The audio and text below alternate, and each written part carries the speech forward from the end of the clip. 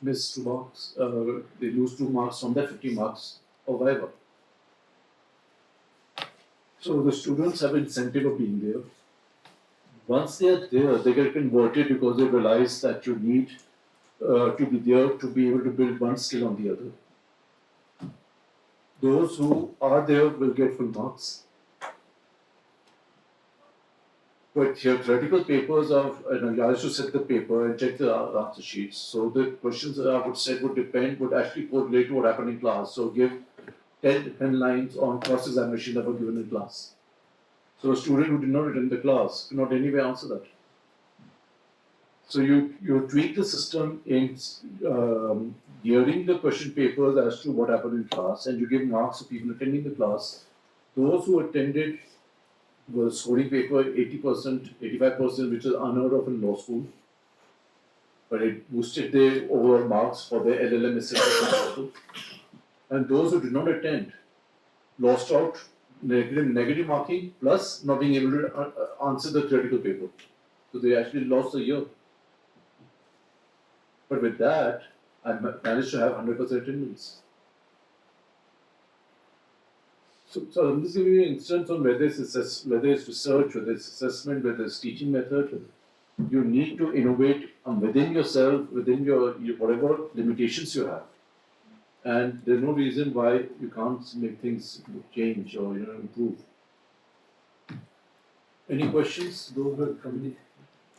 There is one problem that when we are trying to use more and more instruments for research or facilitating teaching, but we are not focusing on training our own intelligence, training our mind, training our ability to reasoning, and training to be compassionate also.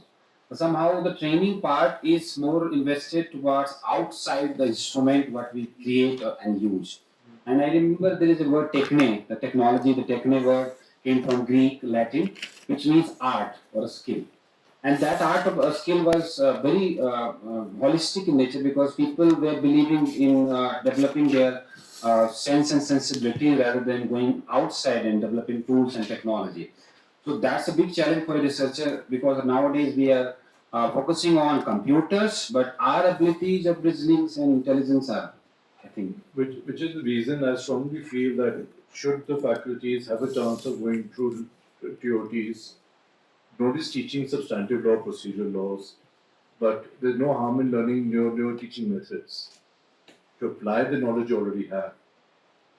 So that if you have an opportunity, do go through them.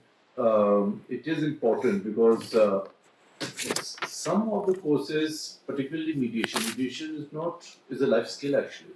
It alters the way you look at life, both in your professional and personal capacity. You learn how to handle emotions, you learn how to handle conflict. Many times we say or do things we don't mean, we inadvertently hurt people, don't realize the impact of that on somebody else's life. And through mediation, you start tempering yourself in many ways. So some of these courses which I would talk about, and I think these would cut across various disciplines. You don't need to be a lawyer to be a mediator. Anybody can be, provided you have the skills for mediation. So some courses, of course, will enhance the professional or hone the professional skills. Some courses will also impact you as a person. And the focus should be to invest on yourself. You're right. You're right when you say you're just focusing, you're outsourcing. And now when they say with this the artificial intelligence, and you have eventually replacing lawyers or judges, it may never happen. But the whole idea is to look outwards when you actually should be building your own skills inwards. And of course, we are seeing from the perspective of teaching it in a law school or capacity building of the students in a law school. But there's nothing for that to happen. There must be capacity building of the teachers. So I don't know how it happens, but I think you do have continuing professional development programs in universities. Most of them are there only in the name. People come and they will have senior professors coming in, just giving a lecture, one or two.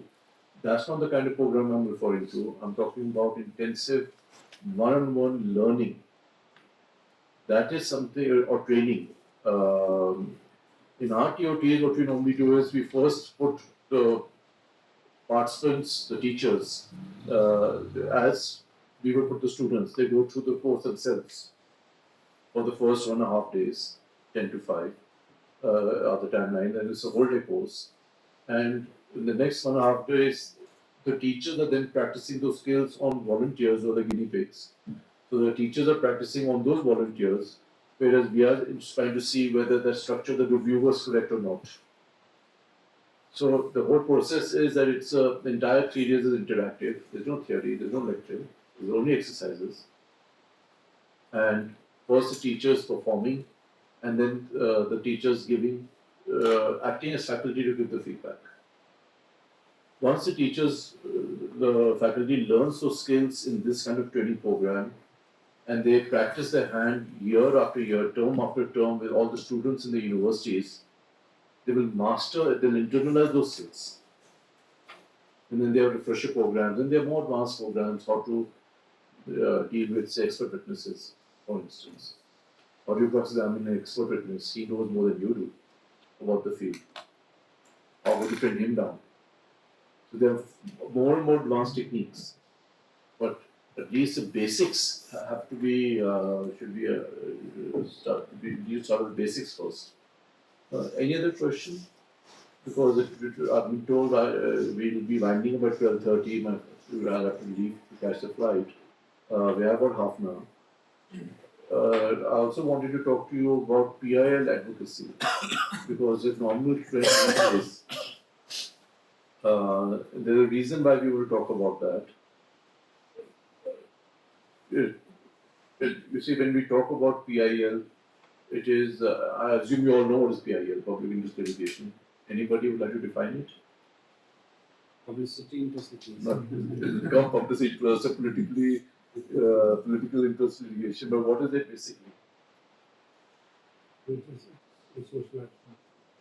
That's what Professor Bakshi says, but he wants to distinguish it from class action. PIL is not class action, which is within the common law. But what is it exactly? Because the reason being that you're seeing the tendency of the courts imposing costs. And now we have a lot of students, and this is basically the tendency, it's the students who have the propensity of filing these PIL cases in terms of conceived. The courts are not taking kindly to it.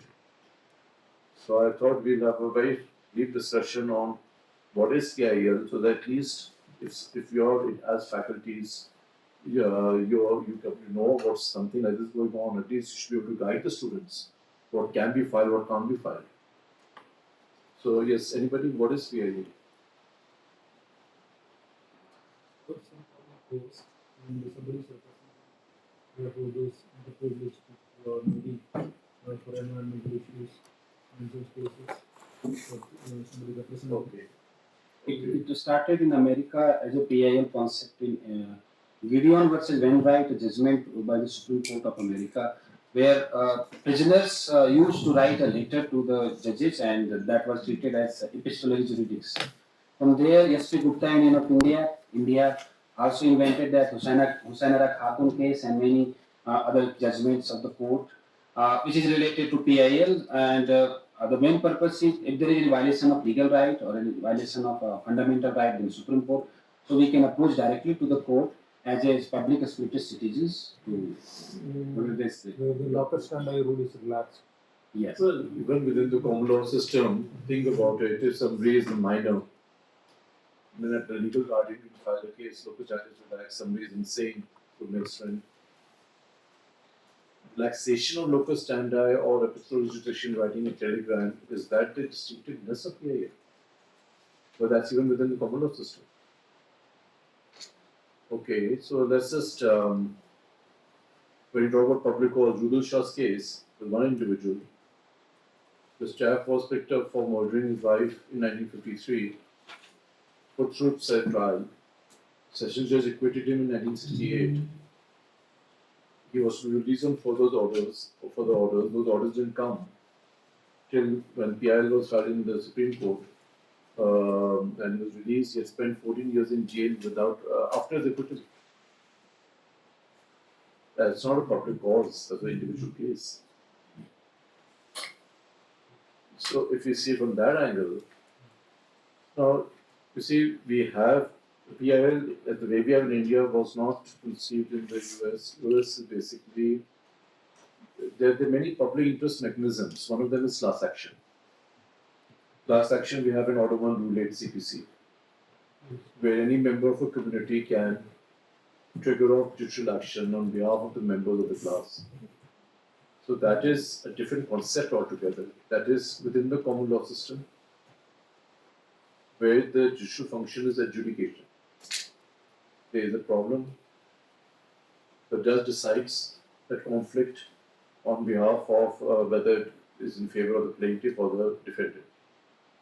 So all the rules will apply. You'll have to have proper pleadings, admissible evidence. Court cannot go beyond the pleadings or the evidence.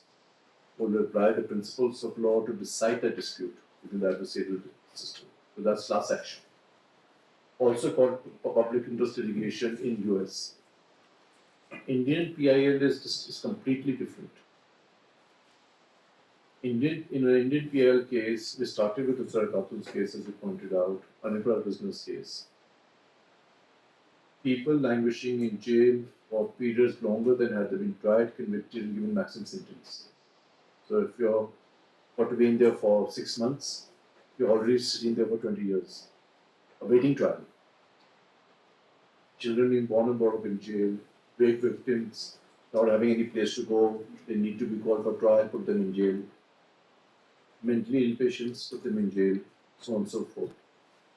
So when this PI was filed in the Supreme Court on behalf of these prisoners based on press reports without a vakalat wala, the Supreme Court history said, "Who are you?"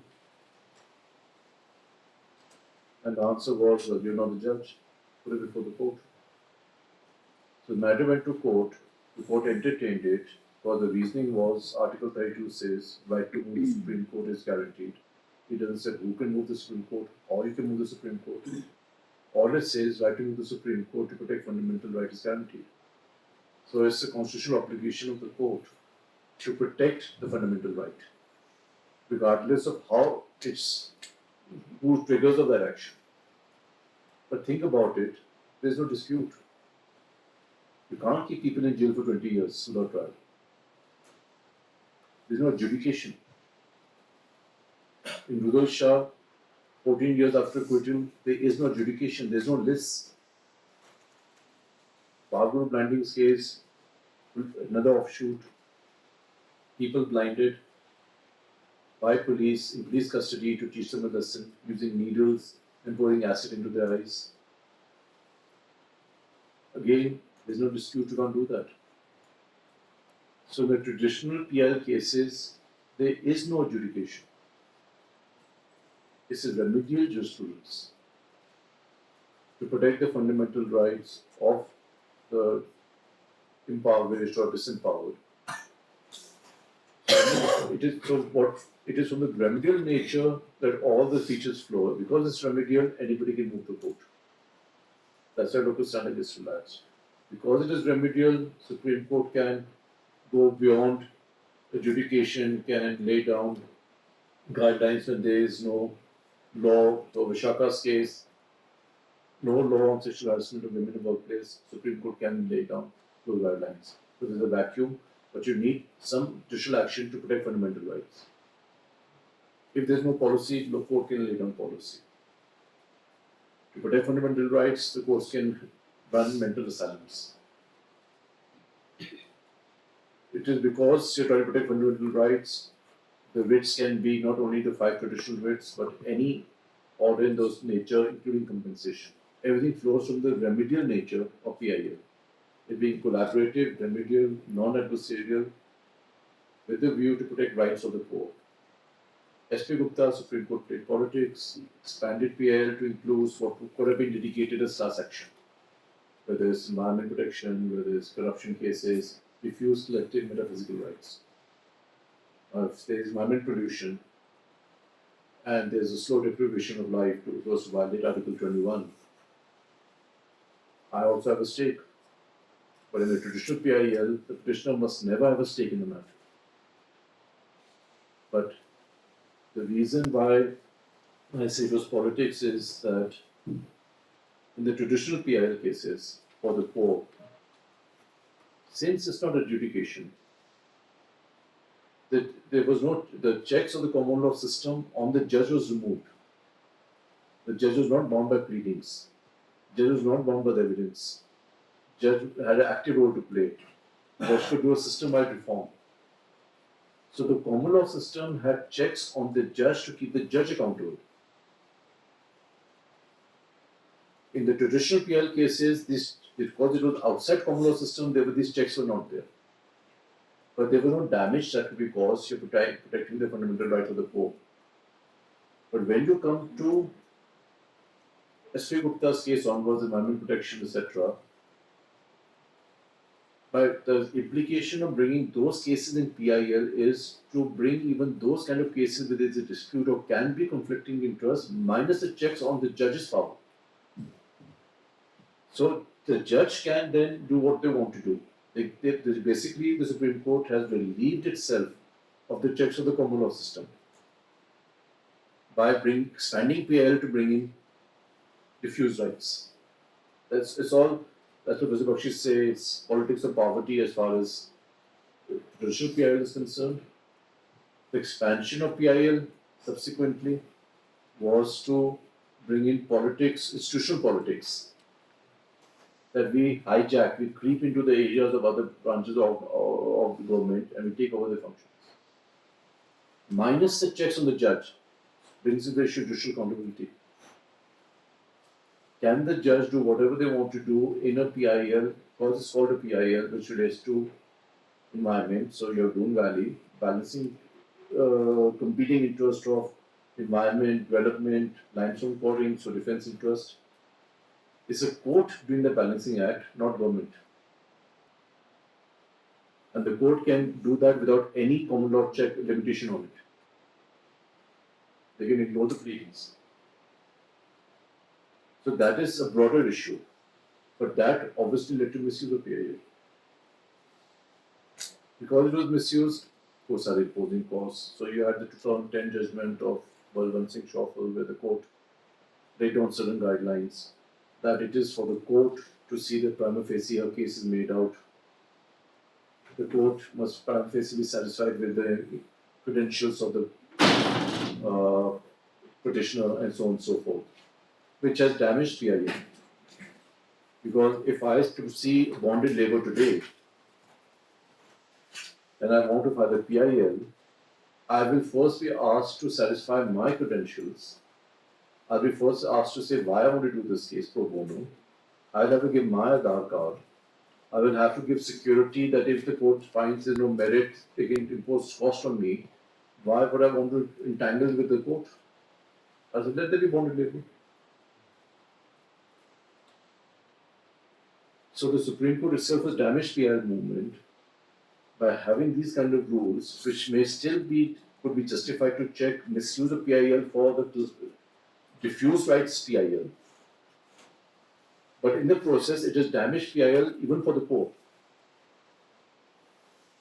But it is because the checks of the judge of the common law, the checks which are in common law of the judge have been removed in PIL cases.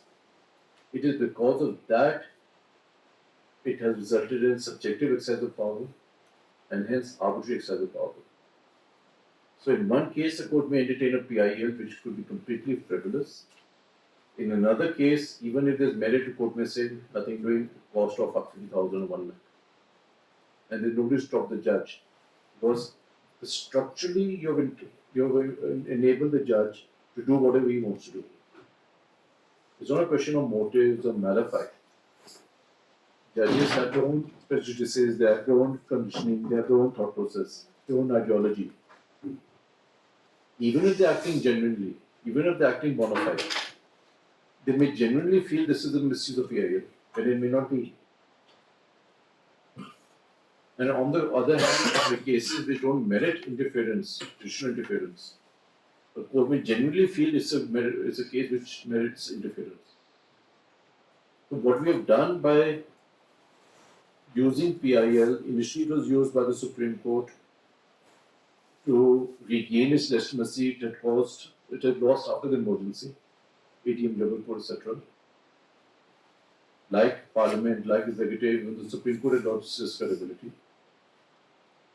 So it used PIL to regain that credibility. But not only it do that, it went further because there was a political vacuum. It decided to assume political power by expanding PIL to include everything under the sun, while at the same time citing judicial independence to say you can't have anybody checking us, and saying, well, in PIL cases, it's a remedial jurisprudence, so there's no need for checks of the common law system on us. So we are pretty much can do what we want to do. So whenever you understand laws, understand PIL, see the context. It is in that context is when you have students who feel strongly about a particular case and they want to go to a court and they come to you or you get to know they're filing something. See whether it fits into these parameters. If it fits into the parameters of traditional PIL, the student can go ahead and do it. If it does not fit into that, then the student will have to comply with the rules framed by various high courts and the Supreme Court, which actually invite penalty, costs, etc. if the court is not inclined to interfere. The students should be made aware of it at that stage. Again, the common theme being that before the students are made aware, the teachers should be made aware, should be aware.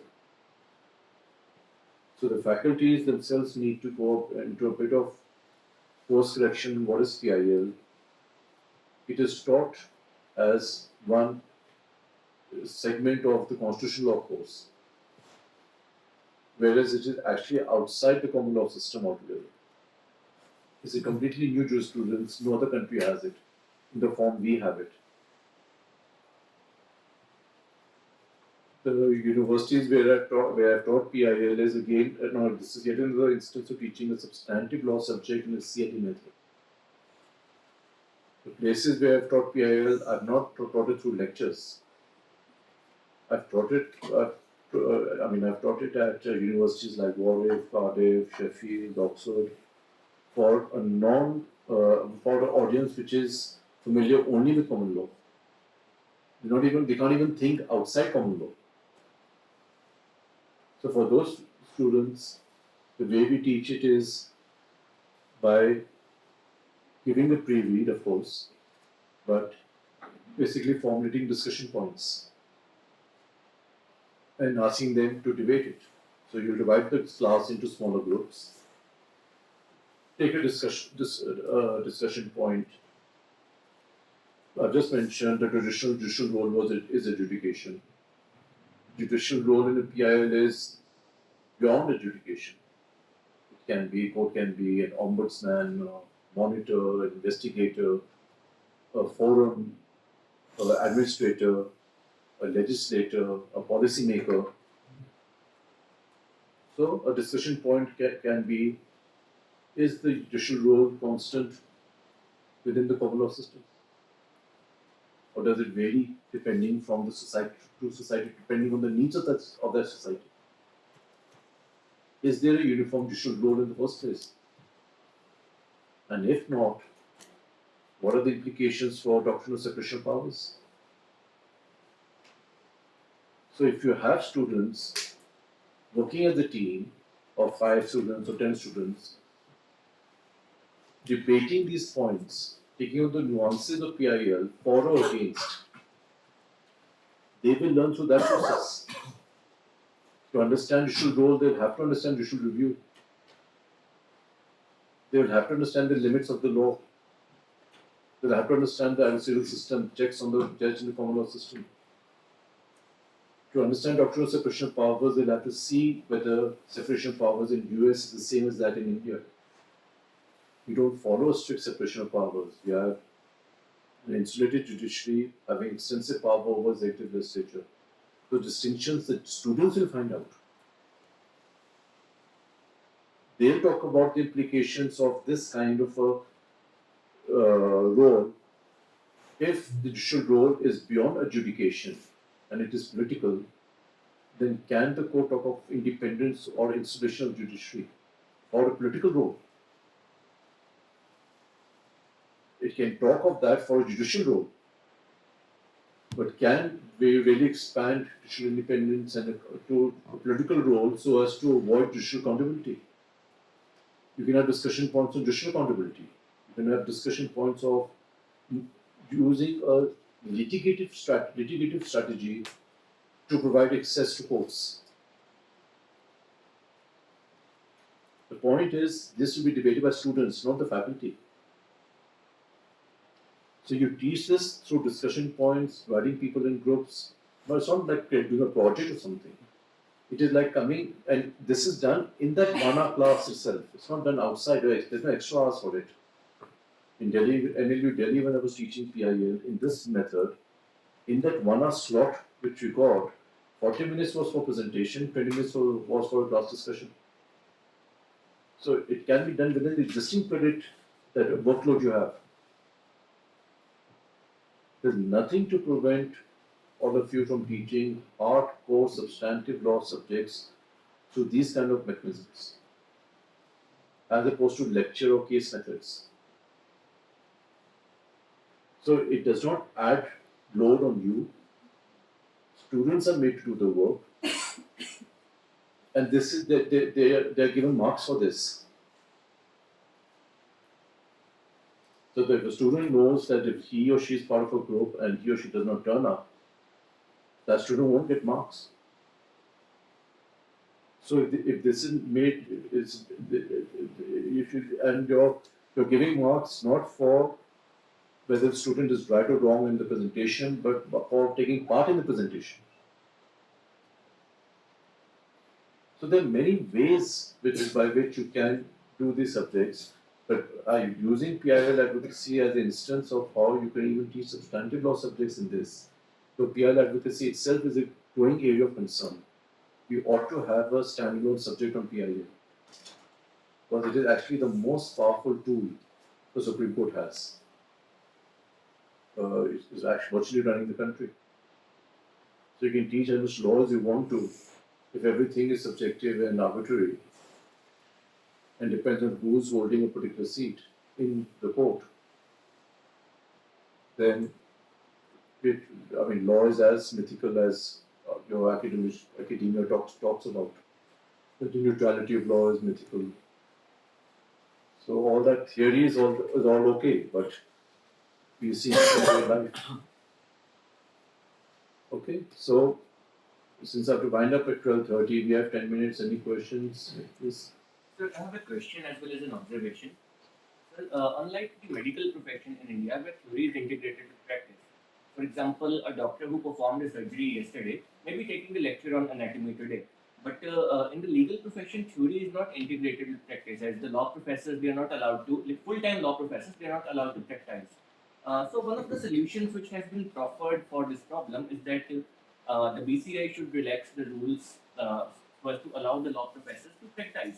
But the question is that would that really help? Because nowadays the clients are very smart. They go to the High Court website or the Supreme Court website, and then they will just fill the name of the lawyer and check that how many cases he has filed and what sort of credentials does he have. And so why would a client like to trust a professor with his brief? Like obviously, uh, the lawyers who are practicing for the past 10-15 years, a professor, even if he's allowed to practice, he won't be able to match the competence of those advocates. And so when I started my practice, there's a very brief incident which I would like to share with all of you. So, sir, in March this year, I was arguing an NDPS appeal, which was given to me by my senior. He said that you go and argue this case. Like this, it was a very old appeal filed in 2004, and which was kept in abeyance, and the listing took place in 2019. It was listed for the first time. Then after COVID, it came up for hearing this year only. And the judge asked me that like when I opened the arguments, the judge asked me a few questions, and then he said that do you have the evidence? And I said, Lordship, I'll get a copy from the library. He said it's not available in the library. So then he said, okay, I'll adjourn the case for tomorrow. You get the evidence. Then one of the advocates was standing behind me. He said, भी एक दिन में नहीं मिलेगा, ये तो 2 दिन कम से कम इसको ब्रांच से निकालने में लग जाते हैं, आप एक हफ्ते का टाइम ले लो. Then I requested the lordship that kindly adjourn the case for 1 week. And then I asked my senior, sir, what is this LCR? What is this evidence which the judge was talking about? He said, evidence here in the High Court, it means LCR. I said, what is LCR? He said, lower court record. So I felt embarrassed with myself that even after teaching law for 7 years, I didn't know the very basic thing. What is evidence? What is LCR? So, this is... I have nothing against teachers, law faculties arguing in court, but the thing is that the nature of the performance, whether of a person in court and in the university is different. In universities, you're dealing with students. So you're demystifying the law, you're decoding the law, you're breaking it down. You're trying to do it systematically like a building block. So you see the maturity of the student and take them along with you. So you do it in that sense. So you are bound to not be conscious of the time. You're bound not to be conscious of, and there are many students, so you have to take them all up to the same level. In court, the judges read the brief, but they should have, even if they probably they don't, but they should be reading it. You have read your brief. You already have crystallized or narrowed down the points of discussion, and you're coming straight to the point. You're not making a presentation that goes all over the place. So the nature of the job is different. If a lawyer or a law professor can do that job in that directed, narrow, professional, competent way, if you want to put it that way, competent from the court's perspective, not from the lawyer's perspective, the university perspective, but keeping in view the court practice, then there's nothing wrong in the law professor practicing in court.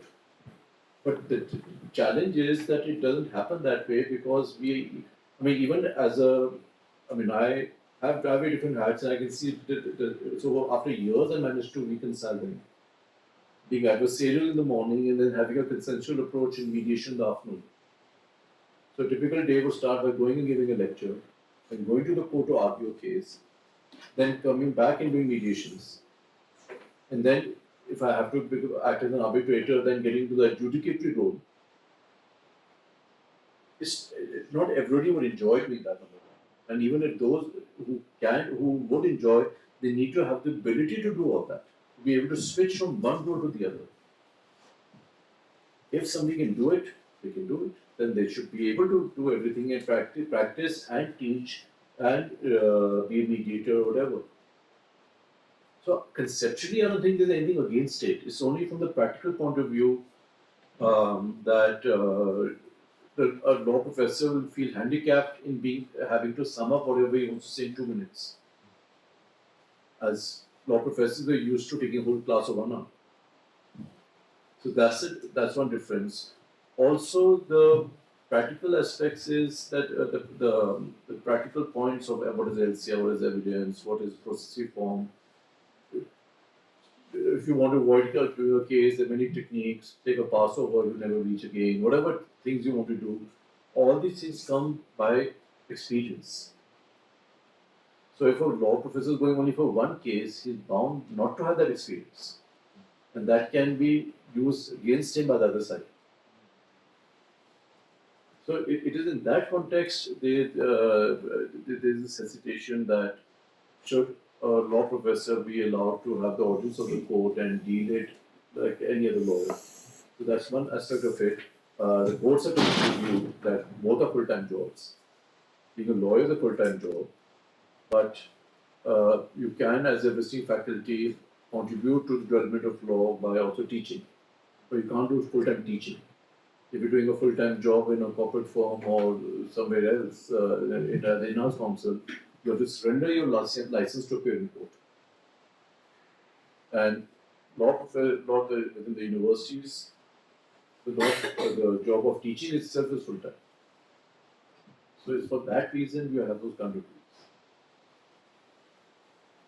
Any other question?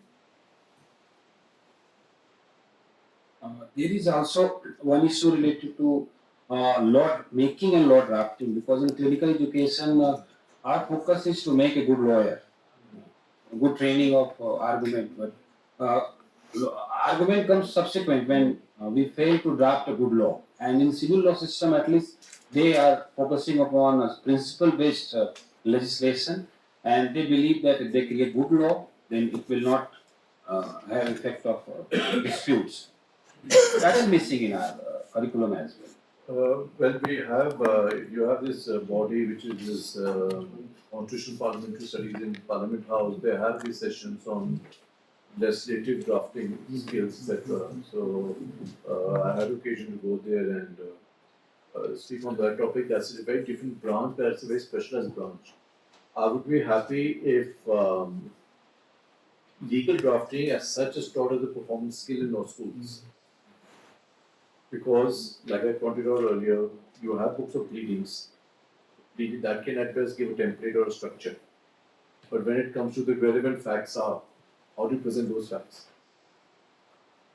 A good draft is one in which one para flows into the other para so that the relief culminates into the grant of relief. So, and you come across in court as being the most reasonable person. This happened and this happened, this happened.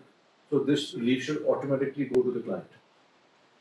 The scale of advocacy is to simplify matters, demystify matters, come across as being reasonable in asking what you want, and say this is the most natural thing you should give.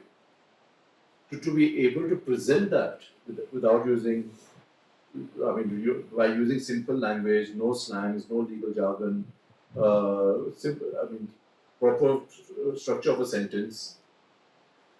The focus has to be those kind of skills need to be taught in law school. What we teach when we have a training program is a 6-point formula by which anybody can learn legal drafting. You follow those 6 steps and you'll be able to make a draft. So that is again a performance skill. Unfortunately, the books have not really been revised to bring them in line with the kind of drafts that are now required in courts. Like Supreme Court has its own criteria of the where SLP should be drafted, etc. High courts have their own criteria for repetitions and so on and so forth. They keep taking up practice directions. The books of pleadings which you have in the universities are not updated. So this is yet another area where the students learn the wrong way, and then when they come as juniors or as interns, they're said, well, take this template, forget what you've learned, start all over again. So I would rather, when we talk about pleadings and conveyancing, we can still understand you have those boilerplate clauses and all that, but as far as pleadings in courts are concerned, it is, I think we need to reinvent the entire paper again as to whether we should teach them in that way by referring to MOGA or this book or that book. 12:30, I think we're on time. If no question. Can you share your mail ID? Sure, it's my name, Aman Hingorani, with yahoo.co.in. So any other question? Anything, any observation, any comment?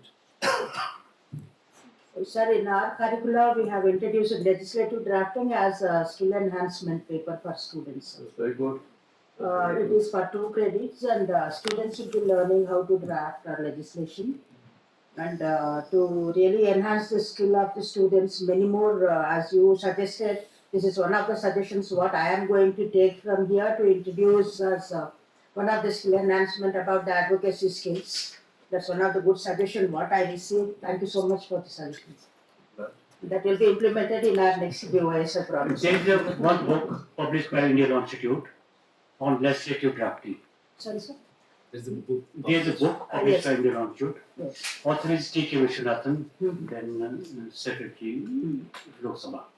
So you can make use of that book also. Sure, sir. Thank you, sir. But when you start your advocacy training programs, be careful as to which method you use, because if you pick up books on advocacy skills training, there are plenty of books, Yes. even on how to make case concepts and case theories and all that. I've gone through almost all these books, and I find them again reflecting the outdated teaching methods. So the kind of teaching methods I've discussed in class, to see if you could, pick up some of those. To be able to, right from the outset, it's like when you conceptualize any program, apart from the content, what are the areas to be covered, like witness handling or arguments, whatever areas to be covered? What is more important than that is the teaching method. So that needs to be a contemporary teaching method, not what we have so far. In fact, it's not in our hands, but were all the people who can make decisions be here, I would tell them just scrap your moot courts and mock trials and everything and reintroduce a different kind of module for clinical courses. Sir, in fact, the renowned jurist Fali Nariman, in his autobiography Before Memory Fades, he has written about moot courts and he has also given the similar viewpoint that these should be scrapped. He said that they, like moot courts, they do not actually help the students to become good lawyers. They don't. So, good afternoon, sir. I just want to share one experience of mine. In 2019, Dr. Aman Hingorani has did a workshop in Lurley Professional University on trial and advocacy, and I was one of the member of organizing committee. And there I learned the skill from him for the trial advocacy. Now I am teaching there in University of Petroleum and Energy Studies, Dehradun. Every year I personally go to the subject allotment committee. I take that subject trial and advocacy, and the way he taught that subject there in the that workshop, I use all those tricks and all those tools. Thank you, sir. So that's what I would say. If all of you are able to pick up those skills, and then each of you are ambassador of that program in your own university. You see, as being in the profession, we are not full time in any university. Our role can be at best to guide or advise or to do the initial training, and then so that the way of trained can make their own growth, their own in-house, their own team, so that then you're not dependent on people from outside. The whole idea is that every university should have sufficiently trained pool of trainers who are trained on the teaching method, and then they will internalize those skills over the years, and they will be making training other people, other colleagues, so that the university is a self-contained university. So I'm glad you have taken that initiative. So it's really helpful. All those methods which you taught in that workshop, although it was one day workshop, and my student really enjoyed being there in the witness talk, cross examine and everything. And one thing I really admire about sir from since that day, like he has given the study material beforehand and he made us sure that each and every student should turn up after reading that material. There were almost 30 students. He has put emphasis and he has one-to-one interaction with 30 students in one day. Thank you. Yes. Yes. There's a small observation. I spent my 4.5 years for internship. I completed my NSS from Maharishi Dayanand University, so the classes nahi hoti. So I attend only 10 lectures in 5 years. So I spent my whole time in internship in Gurgaon district court. So that internship helped me a lot in my life. Like I scored good rank in CLAT during my LLM, and it helped me on cracking the entrance of HP and LU as well. So I don't have that bookish knowledge or that lecture experience, but I have that experience of my internship that I done in 5 years. So, which is the reason why a practical exposure, actually, the training program which you were talking about, which is actually a 2-day training program, if it's done, it's from them, that actually teaches the entire Evidence Act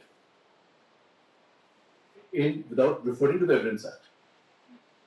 But all the principles, etc., of how you would be handling a witness, what is admissible, what's not admissible in evidence, etc. Everything is taught through learning module sessions. So, what you've done effectively is by spending 2 or 3 years or 4 years internship is that you've seen law, the application of law or law in action, as we call it. Right. And from that, you're able to pick up to see the principles of law. So, it's working backwards. So, whether it's work for you, good for you. That's one way of going about it. So, I think that was really a practical session lot of lessons for us and a lot of lessons for us to translate to the students as well. Thank you so much for sparing your time, son. Yes, Angel, go ahead. Just one more thing. I'm never prepared for any exam, like any. Because you internalize it by Yes. practicing it. Like full time regular. If you've done, so that's the reason the courses I talk about, you don't need to prepare for the exam. As faculty, you don't need to prepare for the classes. You already internalized everything. Once you've internalized it, you have to put it in your answer sheets. Right, sir. So I think we also have a great example sitting here with us as to what sir is talking about. So we have a small token of gift and appreciation for you. Rather than appreciation, it would be gratitude. So please.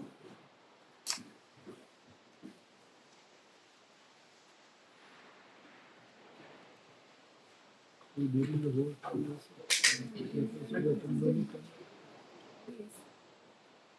so that the university permitted it.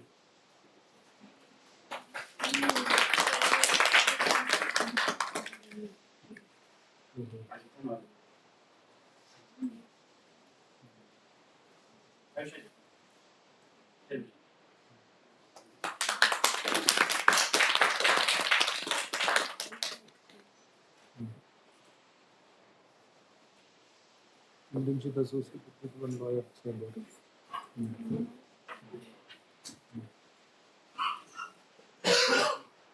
All the best. Thank you, sir. At